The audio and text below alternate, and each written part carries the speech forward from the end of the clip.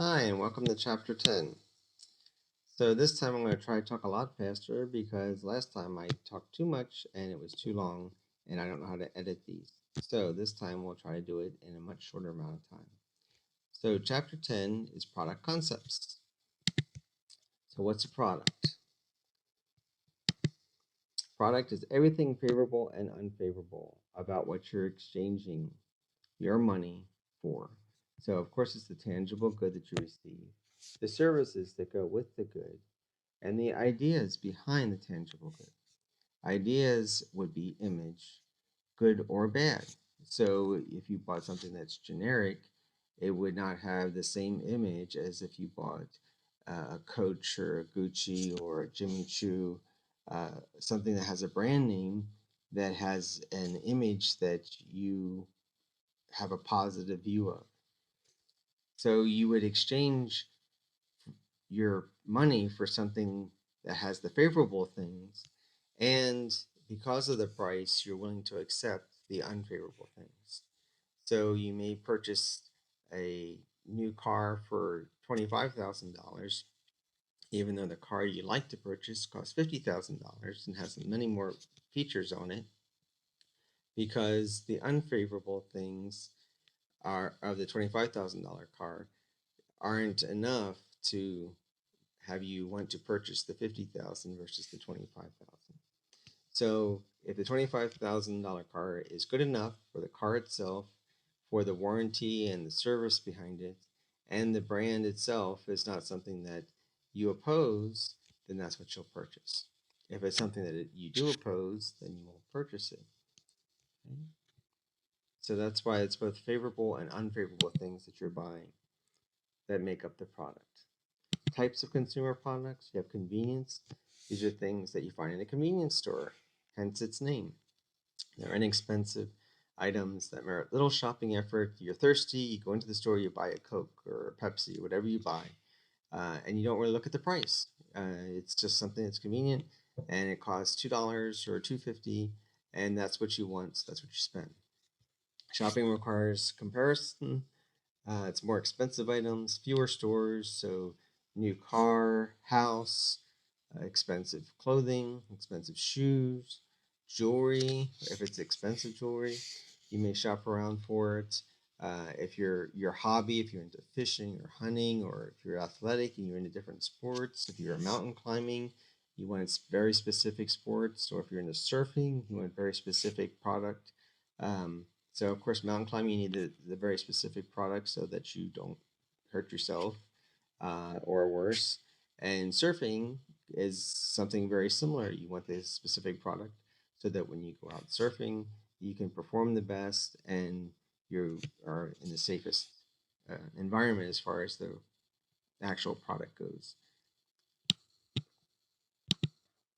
Product lines. Product item is a specific version of a product that can be designed as a distinct offering among an organization's products. So the Tide Pods would be an example of many products that Procter & Gamble has. The product lines would be all the Tide laundry detergents. Product mixes would be all the laundry detergent, plus the fabric softener, plus the crystals, plus the fabric sheets that you put in the dryer. The mix is how many different lines they have, Tide and Gain and so on and so forth. But if you go on to procterandgamble.com, see all the different types of lines that they have, and the depth is how far into each line. Is it just the one item, or do they have many items that go with it? Procter & Gamble has many items, of course. Advertising economics. So if you're advertising one Tide, like the Tide Pods, you're advertising everything, even though you don't mention everything, you're still advertising everything. Package uniformity. The 2-liter bottle of Coke, they spent $20 million designing that 2-liter bottle, and they use it for every type of soda that they have in 2 liters. So Fanta, Coke, Diet Coke, root beer, everything that they carry goes into that same design. So that it's economies of scale. And then standardized components. If you sit in a Tesla, the SUV versus the S, when you're inside, many of the components are the same, the screens and the steering wheels and the door handles, things like that. And so you have economies of scale once more. And then the second part of that is efficiency, sales, and distribution. Obviously, if you're Procter and Gamble, you can go in with the same truck, the same delivery person, and put um, stock, merchandise, all the different types of Procter and Gamble products from Tide and Gain and so on and so forth. And it's very easy and efficient. And you have one contract with the grocery store to put all these different products on the shelf versus just one product that you have. That would be very difficult. Equivalent quality, all products in the line are perceived to have similar quality. So Gain and Tide are perceived to be similar, just that Gain is a nicer smell on your clothes and it's perceived as being gentler to your clothes, but the same quality as Tide. Tide is just considered better to get tough stains out and not as focused on smelling nice for days and days. Okay. Go down here. Repositioning. You may want to reposition if you have changing demographics. Lincoln is having that problem and has had that problem for a long time, whereas all of the buyers of Lincolns are over the age of 60. So they're trying to change their demographics so that they can get a younger buyer buying Lincolns, not necessarily a 20-year-old, but someone in their late 40s or 50s would be much better than people over 60. People over 60 usually only buy one or two cars before they pass away.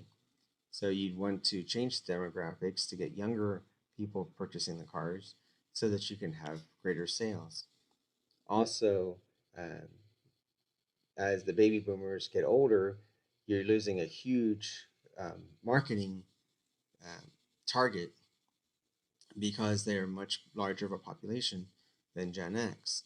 So you not only need to have younger people to add to your sales, you need to have much younger people, maybe in their high 30s or low 40s, so that you can actually replace all the baby boomers that are getting to the point where they can no longer drive. Product line extensions. Products do not contribute to profits. Manufacturing and marketing resources are disproportionately allocated. Items in the line are obsolete. That's when you'd want to have go through this process of product line extension. Okay. Power of the brand. You know, everyone in the world knows all these brands. Okay, you don't have to say anything else. You just say the word, or you just show the symbol, like the Nike swoosh. That's all you need to do. So the benefits of branding are brand equity. If it has a Nike swoosh on it, as opposed to not having anything on it, then the product automatically is $20 more or $30 more, just because of the Nike swoosh. People will purchase it because of what the swoosh represents versus a product, pair of shorts or gym clothes or sneakers or shirt or hat that doesn't have the swoosh on it. It's globally, so brand has at least 1/3 of its earnings from outside of its home country. Nike, I think, has even more than that outside its home country, which is the United States. And then brand loyalty. People go in Chevy versus Ford. If a person always buys a Chevy or always buys a Ford, that's what they're going to buy. They don't even look at the competition. That's what they're going to buy because they're loyal to the Ford brand or the Chevy brand. So individual brands versus family brands. Individual using different brand names for different products. For family branding, marketing several different products under the same brand name in and of itself. Okay. So General Motors has Chevy and Cadillac and Buick and GMC, where Ford just has Ford and Lincoln. So everything under the Ford name is based, all the different vehicles are just Fords, versus General Motors, they can decide which one they want to actually put it in. And many people don't even realize that it's a General Motors car, not a Chevrolet. They just see it's a Chevrolet. They just see that it's a Buick, not that it's a General Motors. Co-branding, this is when you purchase things that have two different brands on it. Uh, Laundry detergent that has OxyClean in it, or Cascade that also has Oxy in it to get it cleaner. Things like that that have two different brands on the label because they have the two different types of product inside them, and they have the co-branding usually increases sales, and that's why they do that. Okay, packaging. The label itself influences people whether they want to purchase it or not.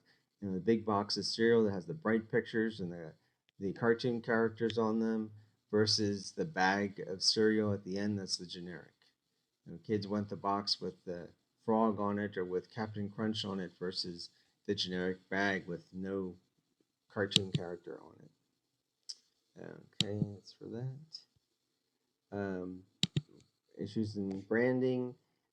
One brand name everywhere, so if it has a bad inclination, like the Chipotle with the food poisoning, then every Chipotle is going to have that label to it that it's food poisoning, even though it only happened in a couple different places.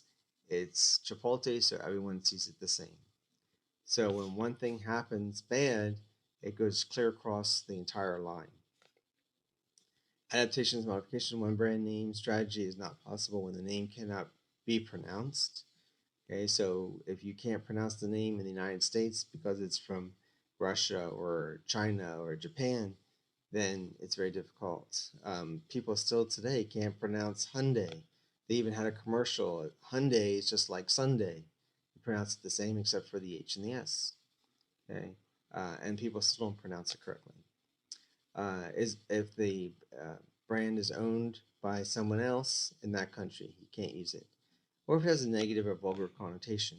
I used the example in class Chevy Nova. In Spanish, it means no go, so that wouldn't be a very good name for a car, even though Chevy didn't bother changing its name and kept it the Nova, even when they shipped it to South America and nobody bought it. And of course, warranties are important because if you're buying something expensive, you want to know that if it breaks, that the company will repair or replace it, and then you're more likely to purchase it.